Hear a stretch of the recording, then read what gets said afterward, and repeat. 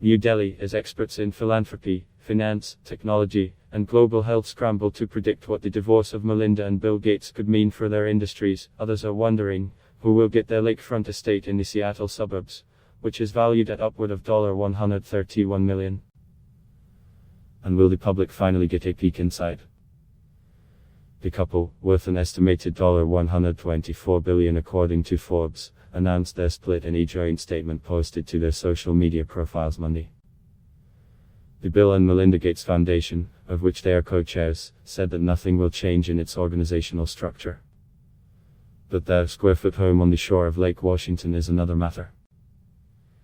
The sprawling complex, which, at the time of a 1995 New York Times story, included a spa, a 60-foot pool, a gym paneled with stone from a mountain peak in the Pacific Northwest, a trampoline room, and a stream for salmon, trout and other fish, got the nickname Xanadu 2.0 from Gates biographers.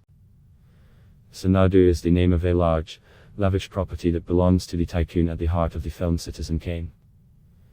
The 2.0 refers to Gates' technological innovations. The details of the waterfront compound have been kept incredibly private by the Gates family, so much so that a tour of the property went for $1 at a charity auction in 2009, according to TechCrunch. The Gateses own multiple other parcels of land surrounding the main property, according to public records, so walking by to catch a glimpse is out of the question. But an intern from Microsoft who made it inside in 2007 was allowed to write about the visit on the company's blog.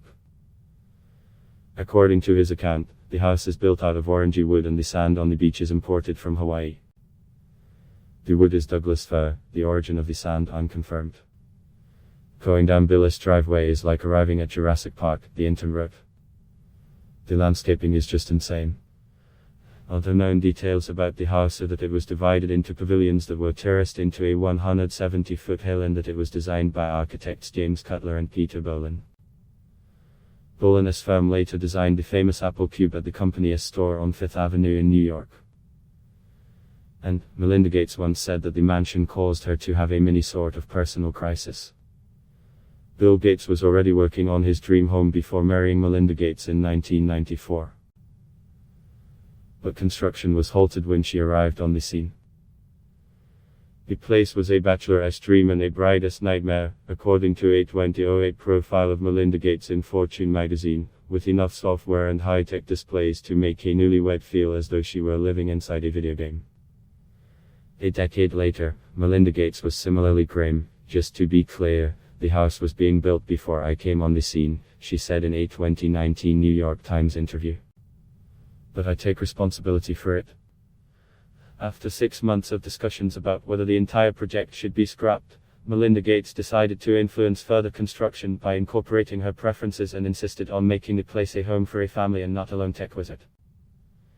To that end, she hired interior designer Despond, who has been the creative mind behind the restoration of famous interiors like the Palm Court at the Plaza Hotel in New York and the Ritz in Paris. Still, Bill Gates made big promises about the house's technological powers in his 1995 book, The Road Ahead.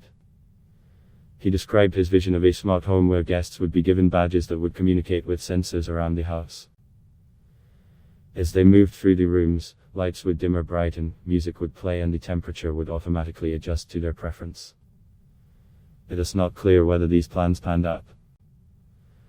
Another aspect of Bill Gates' vision was to turn the walls into video screens where he would be able to display digitized works of art.